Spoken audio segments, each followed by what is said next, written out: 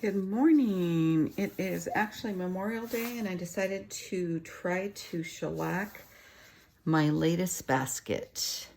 So this is a agate in the center slice and I practiced several different stitches on it.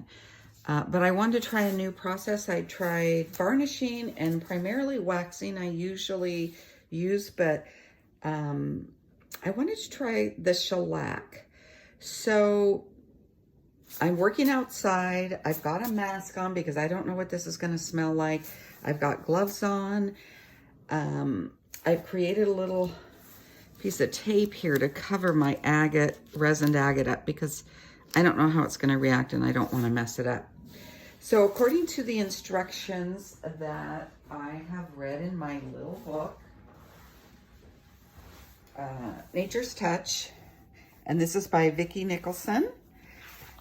We are supposed to mix half and half of denatured alcohol and shellac. Now, this shellac was very hard to find. I wanted a smaller jar because I create smaller projects, and all I could find was very large ones online, and I just wanted a small one, so I ended up having to look for quite a while and find one at a Lowe's actually, but I had to drive to get it. So I purchased the clear, and that is what she has said we should use. So we're supposed to mix equal parts of shellac. Now this doesn't look clear from what I'm seeing here, but probably dries clear, I would guess. I did mix it up a little. So equal parts of shellac and denatured alcohol. So I just have these little cups from vitamins or powdered protein powders, things like that. So I'm using those as a measuring source. Now we can't save this, so we don't want to make too much. I think I'm going to, well, I'll do one. I'll do one scoop of each. So here's one scoop of the clear bullseye shellac.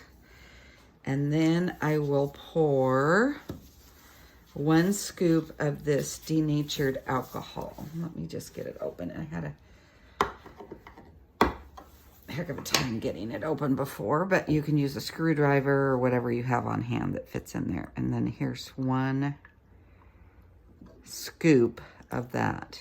Now you can use some old measuring cups from the dollar store or things like that, but make sure to keep all of those items separate. I'm just going to keep, oh heck, okay, all of this together.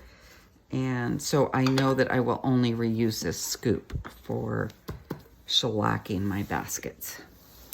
So let's see here.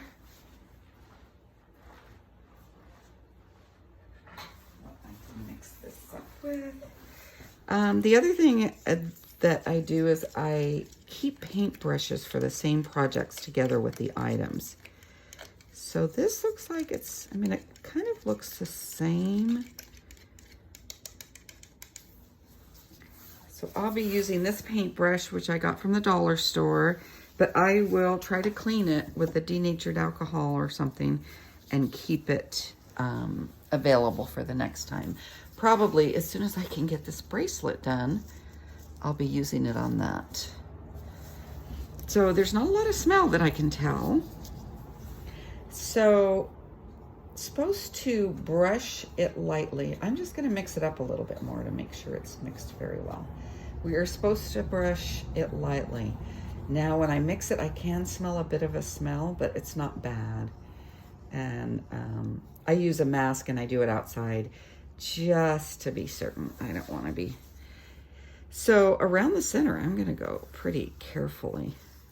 And again, this table cover I have, I just cover everything up with these dollar store table covers. And I reuse them as much as I can. So this is supposed to be a very good preservative. I'm not going to be concerned about getting it over my walnuts because I'd like to preserve them also. And I am just brushing it pretty lightly. Usually when I use a wax, the beeswax, we just cake it on. We just go to town, as my teacher says, just go to town and put it all over it. So I am doing a lighter coat with this. Now, if you have seen my other videos, you'll see the ones that I've created on waxing as well as varnishing. And I like the way the varnish came out. I used that for a basket that had to be cleaned up and sent back to Mexico. I'm probably putting more than I need to put, but I know it will soak into these pine needles. So I will brush the back and front lightly.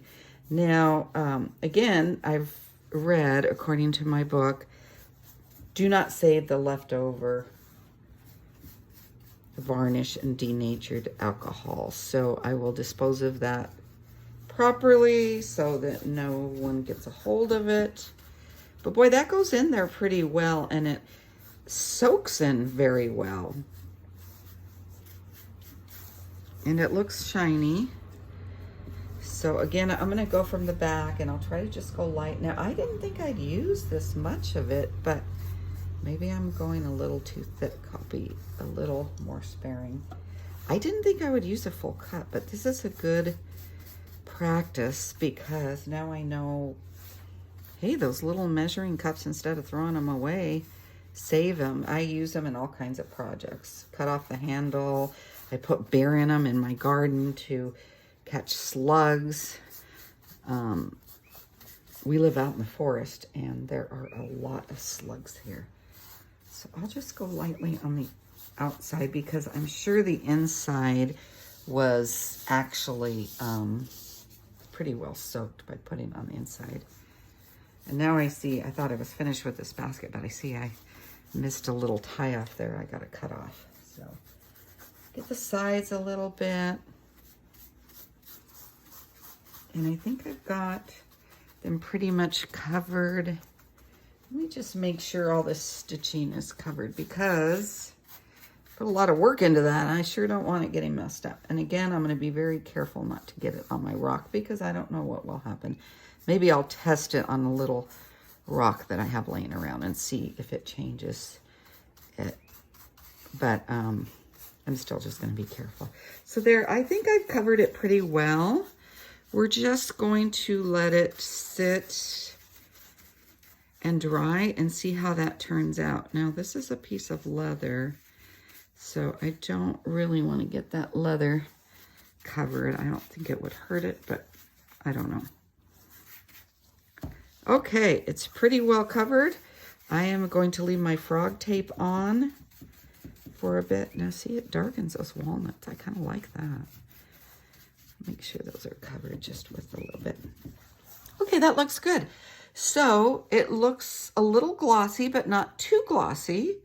And we will actually sit it on top of this little cup. I like to make sure the air flows around it while it's drying. And I'll go rinse out my brush. And I'll let you see what it looks like when it dries. Thanks for watching.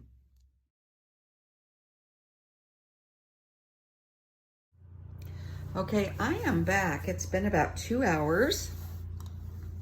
It looks like everything's drying up very nicely. The color is very bright and shiny, and I mean, it's not too shiny. It's kind of like a semi-gloss, more like a satin. It looks satiny. So it did solidify the basket a little bit. And also all this netting stitches that I did, I created a lot of different stitches in this basket. So I also noticed that I did get a few drips on this little tape. So I'm quite happy that I put that on there. Here's a close-up look. So if you get a chance, try using the shellac. Here's the back.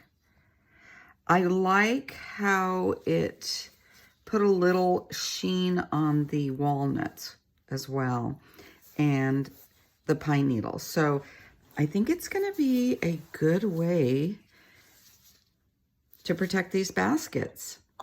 I will try it on a few more.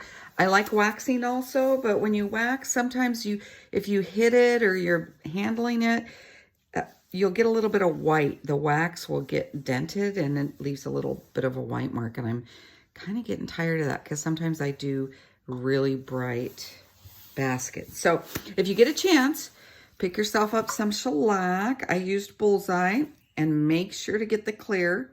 Otherwise it will darken your basket, I think, a little bit, because the other one has a bit of a brown tint. Grab some denatured alcohol. This is also used for camp stoves, I believe. And anyway, it goes a long way. So this little bit will last you a long time. So I had to look around, like I said, quite a bit for this little bottle of shellac. I had to drive a ways to get it because all of the other ones were a lot larger, like gallons. And I'm going to do some cleanup now. I've just read online. It says clean your brushes with alcohol. Some people say you could just let them dry that way, and then when you get ready to use them, you can put them in the shellac again and they'll soften up. But I'm cleaning mine up. I'll dispose of everything I don't need.